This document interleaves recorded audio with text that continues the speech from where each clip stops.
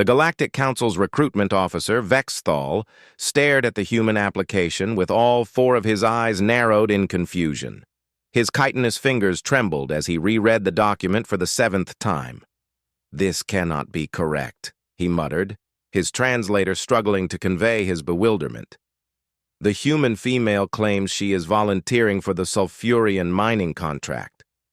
His assistant, a floating blob of sentient gas named Quinn, pulsed nervously. Perhaps there was an error in translation? "No species volunteers for Sulfuria 7. The survival rate is 4% annually," Vexthal interrupted. "I am aware." He pressed the intercom. "Send in the human." Angelina Chen walked into the orbital station's recruitment office with the casual confidence of someone who had survived Earth, and that alone made her more qualified than most applicants the galaxy had to offer. She wore a standard gray jumpsuit, her dark hair pulled back in a practical ponytail, and carried a datapad containing her credentials. "Ms. Chen," Vexthal began, his translator adding an uncertain warble to his voice. "I must ask, do you understand what Sulfuria 7 entails?" Angelina smiled. "Sulfuric atmosphere, surface temperatures averaging 340 degrees Celsius, gravity at 1.8 g, and regular tectonic activity." "Yeah, I read the posting." Quinn pulsed an alarmed orange. "And you still wish to accept the position?" "The pay is triple standard rate, hazard bonuses included, and you're offering a signing bonus that could buy a house back on Earth. So yeah, I'm in." She leaned forward. "When do I start?" Vexthal's mandibles clicked in what might have been the Zolothian equivalent of a sigh. "You are not the first human we have interviewed today."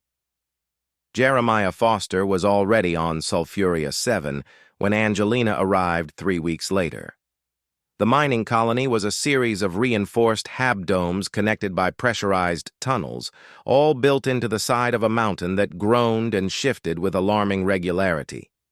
The human population had grown from 5 to 23 in the past 2 months, an unprecedented migration that had the galaxy's xenoanthropologists scrambling to understand.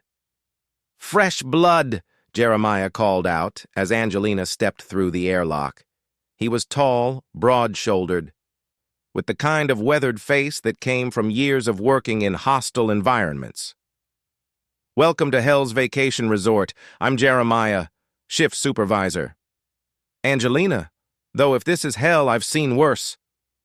She glanced around the habdome, noting the jury-rigged environmental systems and the faint smell of sulfur that even the scrubbers couldn't quite eliminate.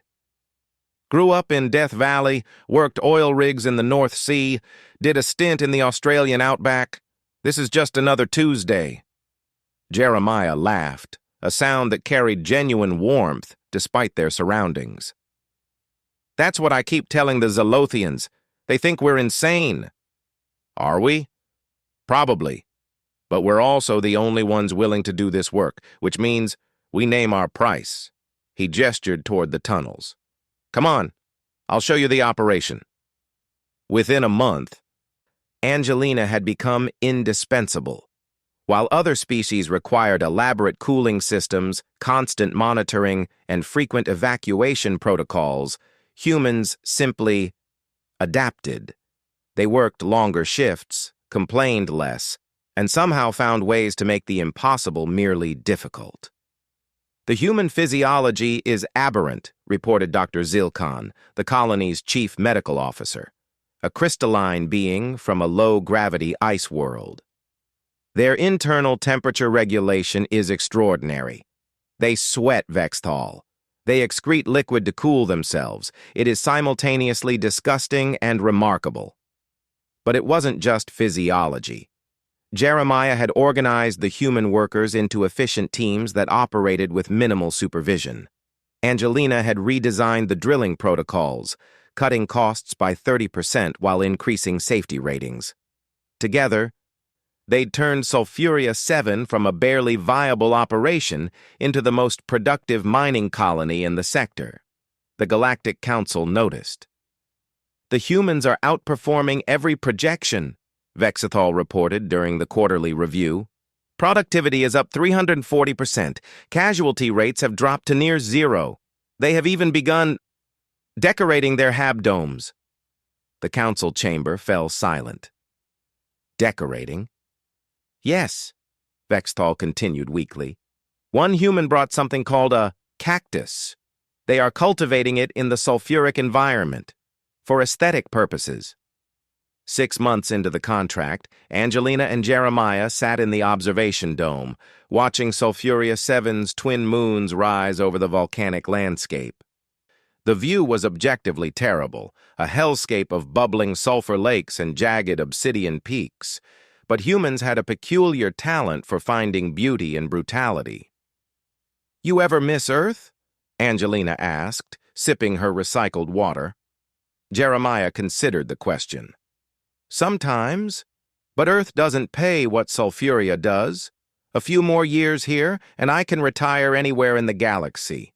Maybe buy one of those paradise worlds the Quilarians are always advertising. And then what? Get bored in a week?" Angelina smirked. "We both know you'd take another impossible job within a month." He didn't deny it.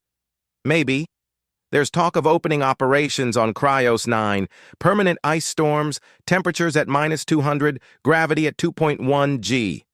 Sounds awful. Sounds like a challenge. You in?" Angelina laughed, the sound echoing in the dome. Outside, a volcano erupted in the distance, painting the sky in shades of orange and red. Any other species would have seen an omen. Humans saw another day at the office. "Hell yeah, I'm in." The report eventually reached the highest levels of the Galactic Council. Humans, it turned out, were the galaxy's ultimate paradox.